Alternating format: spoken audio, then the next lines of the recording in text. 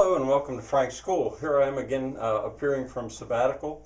I've got some cats that's kind of normal, they're liable to fight. Anyway, this is the 7th year, 16th day, first video. And in the last one I mentioned a couple books. Well, I want to say something about a few more books. Another thing I should explain about what's going on in Frank's School. These videos now are not necessarily going to be part of an obvious plan that I try to hold together. These videos that I make out of sabbatical are going to be maybe a little bit more like, I don't really understand the nature of a blog, but maybe a little bit more like that, the over material that presents itself. Anyway, I want to mention a few books. One of them, here's a book of poetry. Now, I mention it because a dear friend of mine, Michael Bruce Herncane, he and I did poets duels. We've been friends for 40 years maybe. He finally put some of his poetry into a book. He published before I did. Now we published in an amateur way about 40 years ago. But I thought I'd mention it. Poetry is a whole other matter for me. And he was a little distressed at how long it took me to read through that, but I can only take poetry so fast. If it's good poetry, which his is, it's powerful. But anyway, I wanted to mention that. I also wanted to mention this book, Mao's Lost Children. Now, it maybe doesn't have too much to do with Frank's School, but it has a good bit to do with the book I'm writing now, Building Folk Huts with Pallets, because I mention it in the preface to Lyrical Pallets. It's about rustication. It's a fairly new book because China, I think, has been kind of closed about a lot of this stuff, where millions, maybe as many as 16 million young people were sent into the countryside to get rusticated, to relearn some of those skills. I guess I'd say I could use the terms I used recently in this class to reacquire the tacit knowledge that was embedded in the villages because they were city kids. This happened back about in the 1960s. But anyway, finally there's a book about it. It's personal accounts of Chinese people who did that and survived it. And then telling them, it was very, very interesting. I wanted to point that out. The Craftsman I did mention in the last video, I think it was, The Craftsman.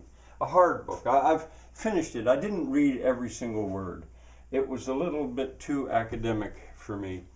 And keep in mind, I'm a slow reader. But I put it up there again because it led me to a book called The Embarrassment of Riches, which I now have. I got a copy of that. Look at the size of this thing. I said to my son, who writes and reads a book as thick as that? Now remember, I'm a slow reader, and there's just it'd take the rest of my life to read every word in this book. But I am certainly going to see what I can get out of it.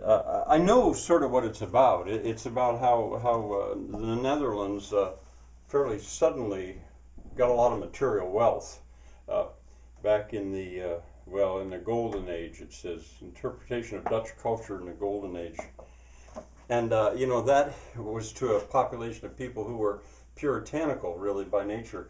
I'm speaking about this before actually reading it. But anyway, I wanted to show you the book, show you that I've got it. You'll probably hear from it. Now, why I'm doing this probably though is because yesterday I got a phone call from Bob Rhoades. He'd stopped at the farm twice before. He's an itinerant used bookseller. Itinerant. He will actually come to your house. He will visit farms in this area, Mennonite farms, Amish farms, and they're good buyers because they don't use televisions very much, if at all, so they read a lot of books. And he called because he had set up a booth sort of down at a local store, and he thought I might want to see his collection. Well, he was right, I did. Turned out I was going down there anyway by that area, so I stopped. And it's the one thing that's, several things I find remarkable about him. One, he's itinerant.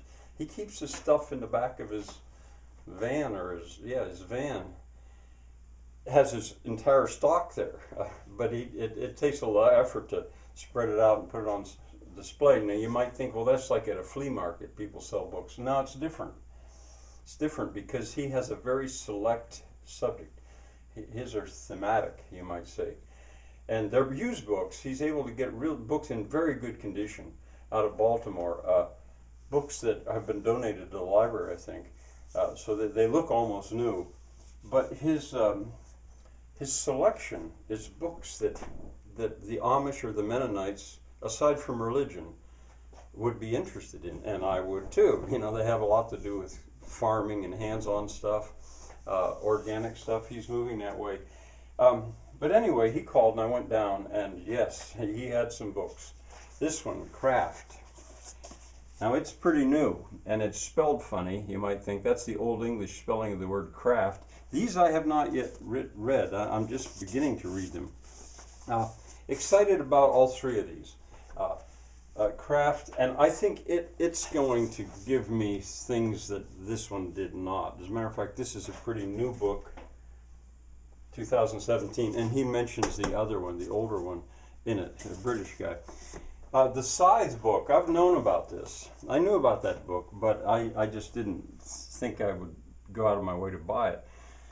It's old, 1980, well, fairly old, 1981, and there have been times that I've used a scythe. That's this thing. I've used them a lot. One in particular that's my favorite. But I've bought them at auctions. You can usually buy them from $5 to $25 at an auction. I might have 20 out there in various conditions. And more blades, and the hafts, the handles are a little bit harder to get. Anyway, I was glad to finally get that, because I'll probably go back to using a scythe. You know, if people would stop using internal combustion engines, what happens to their lawns? It would be, the world would, so within a couple of weeks, would look completely different. I actually wish that would happen, although they would go into such shock and distress. But how sometimes you really do have to mow if you're gonna harvest wheat, for example, or hay. And people would need scythes. Where would these scythes come from? I don't know. And then finally, here's the one. When I spotted this, I thought, aha, that I want. Green roofs.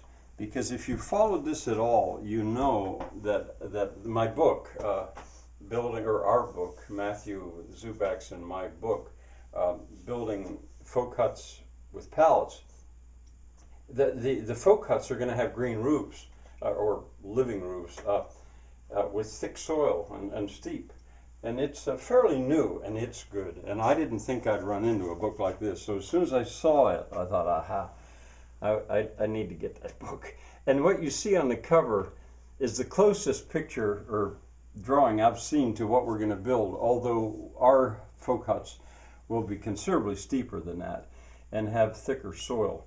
But it deals with stuff like the weight of different material, the kinds of plants you should use, the necessity of building under it to make it strong enough, quite a lot of things. So I'm just delighted to have that technical, fairly technical, with some detailed information.